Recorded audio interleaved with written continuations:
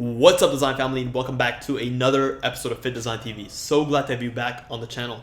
On today's episode, we'll be looking at how to correctly draw a flat drawing for your tech packs. Flat drawings, or otherwise known as technical drawings, are an essential part of any tech pack intended to be used for or by a factory for production purposes. You'll want to show the crucial details of your garments and make sure that you're outlining these details in the correct way so as to not cause confusion. It's important that your drawing can clearly showcase the appearance, the function, the fit, and the hardware and trims associated with a specific garment. There are crucial details that beginners and experienced designers make that can limit or can actually detract from the functionality or the purpose of a clear and concise technical drawing. On this episode, we'll be looking at 8 key guidelines that are going to help you hone in on making a strong technical drawing that's going to help you get your design from concept to production with as little headache and friction as possible. Hey guys, and welcome to Fittdesign TV. So glad to have you here. On this channel, we discuss all things sports fashion, graphic design, manufacturing, and technology. We'll discuss key topics, answer pressing questions, and provide actionable steps on starting your own product line. If you're interested in any of the above topics, stick around. You're in for a good one.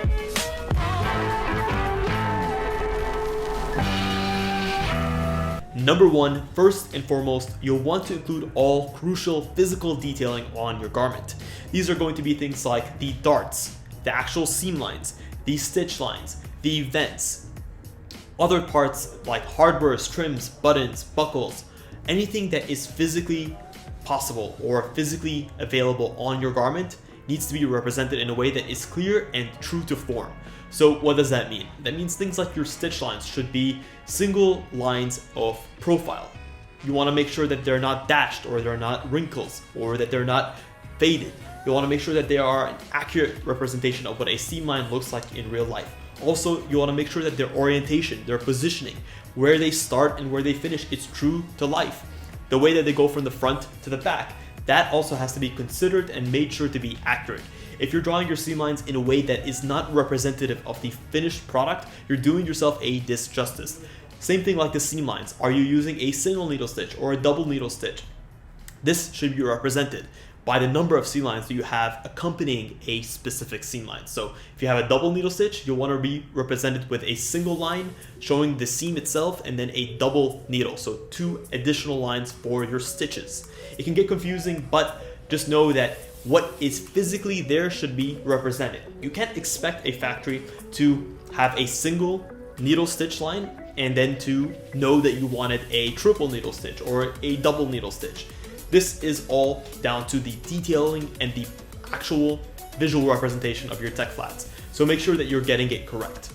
Number 2, when it comes to your technical drawings or your flats, you'll want to include multiple views. The standard is obviously to include a front and a back view, but as a bonus, I definitely recommend adding a side view, especially when it comes to things like sportswear, where your seam line constructions and the way that lines flow across the body to help accentuate the body are going to be a key representation of your design. So making sure that your factory knows how a seam line goes from the front of the garment to the back of the garment is going to be essential. By adding a side view, you show how that happens with an extra layer of information that is going to go a long way when it comes to representing your design accurately and actually getting across what you want to get across. Number 3, you'll want to make sure that your flat technical drawing is exactly as the name suggests, that it is flat. And before we get into it, I'll give you my biggest tip. In order to see what a garment looks like flat, the easiest way to do that is, let's just say you're drawing a technical flat for a shirt. Take a t-shirt, lay it flat on the floor, make sure that it's not additionally stretched or that it's not crumpled or ruffling, and take a photo from above. Try to get as flat of a photo as possible, and that is essentially what your technical flat should look like. When it comes to technical flats, definitely avoid things like volumetric effects, where you show what the garment would look like if it was draped on something and you end up seeing the back or the front in perspective, or things like your wrinkles. You won't want to add wrinkles because those will differ depending on how the garment is worn. Also, for things like tights. you'll want to make sure that the tight is not unstretched or super stretched, and you don't want to represent it as if it's being worn on someone. By making sure that your garment is flat and it's sort of like not physically impacted, you don't have any physical pushes or pulls on it, you make sure that you get as accurate of a one-to-one representation as possible of the garment, which is the pure purpose of a technical flat drawing. Number 4, when it comes to how you treat shading and color on your technical flats, the idea of none is more is definitely going to ring true in this case. You won't want to include any color. Keep your technical flat as a vector line work in black and white. The purpose here is not to show any color, it's actually to show the physical construction and the detailing of the garment.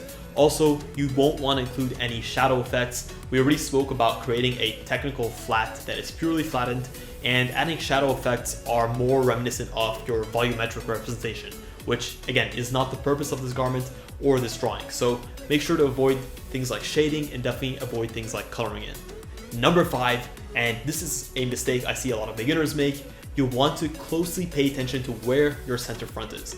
And in theory, this is quite easy as your center front is always going to be at the center of the garment. Let's just say you have a t-shirt. The way you would find the center is take the collar, assuming it's a regular crew neck style shirt, and measure from the left side to the right side and take the right in the middle measurement, and that's essentially where your center front is. But let's just say we get a bit more complicated and we're looking at detailing garments that have a bit more extra detailing. Let's just say a polo shirt with a 2-button or 3-button placket down the middle. Where do you take the center front from? Do you take it from the left side of the placket or the right side of the placket? You actually, again, that's not a trick question, you actually take it from the center of the placket. So the center is still the same, and you don't want to be confused by any additional embellishments. They don't necessarily change the physical center of the garment.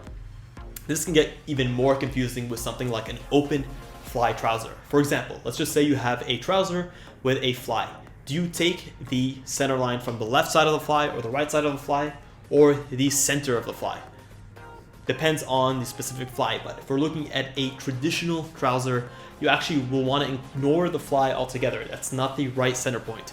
You want to look at where your front rise seam is, because typically your trousers are going to be connected by front rise in the middle. They wouldn't be shifted left or right. Yes, the fly will be shifted typically to the right side or the left side when worn by men, but this is not going to actually alter your physical center.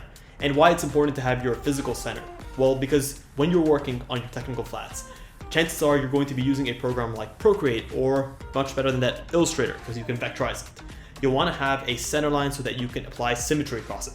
And if you have asymmetrical details, you'll want to make sure that you're actually treating those correctly.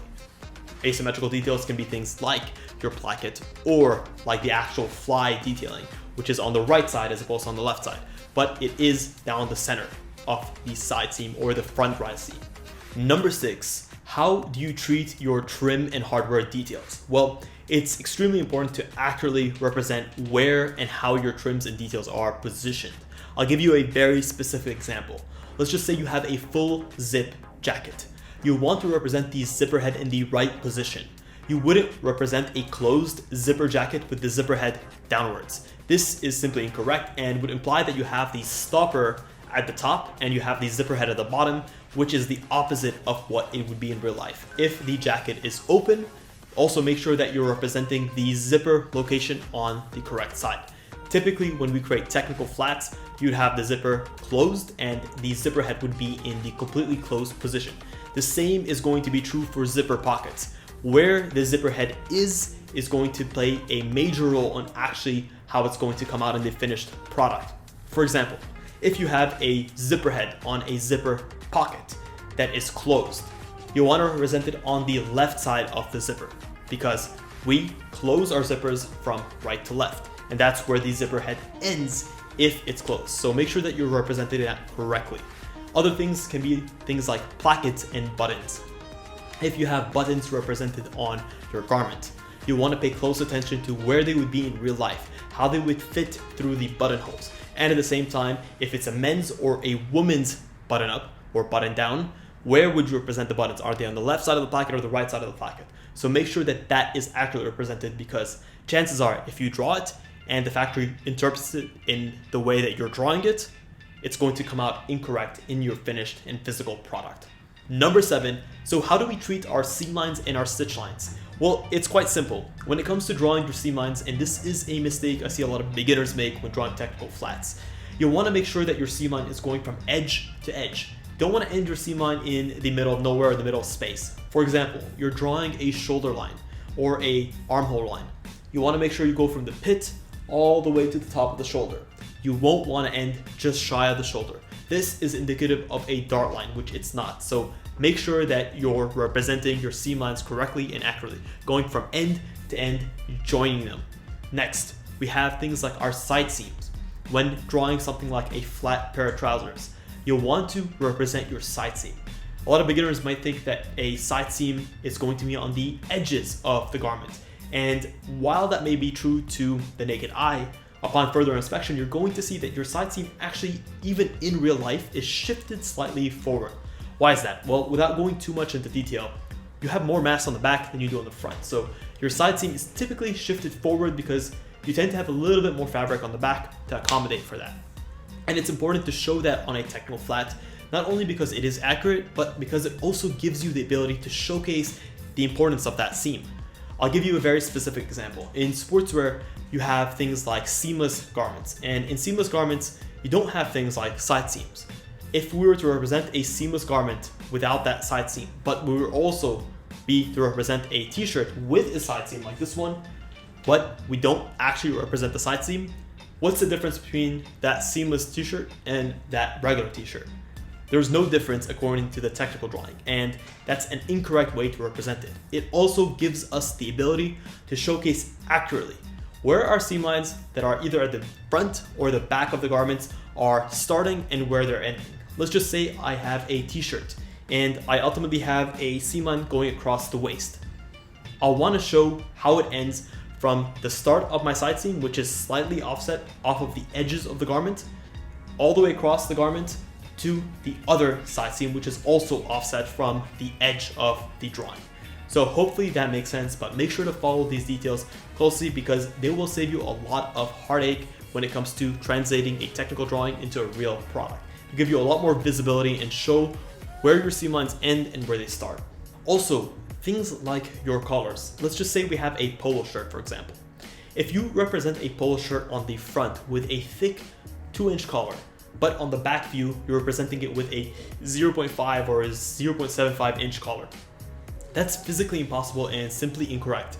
It's not only giving the wrong information, but it's not something that can be accurately or even possibly translated into real life. So make sure that you're maintaining consistency across your details from the front to the back. Last but not least, when it comes to the line work representation of your garment, make sure that you keep it as plain and straightforward as possible. You don't want to include any additional decorative lines like your wrinkle lines, and you want to make sure that your stroke weights are simple and consistent. You don't want to have different stroke weights representing the same seams. You don't want to have any spatial edges where you have a much thicker stroke around the edges.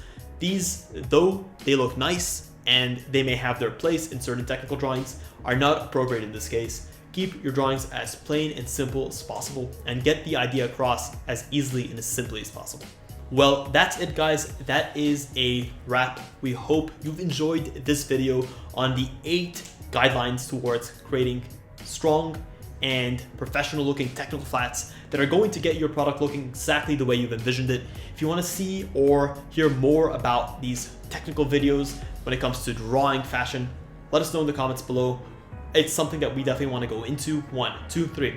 Well, that is pretty much it guys. That is a wrap. We hope you've enjoyed this video and have a better idea on how to draw strong and consistent technical flats that are going to get your concepts from concept to product in as short a time as possible with as little bit of a headache and heartache as possible.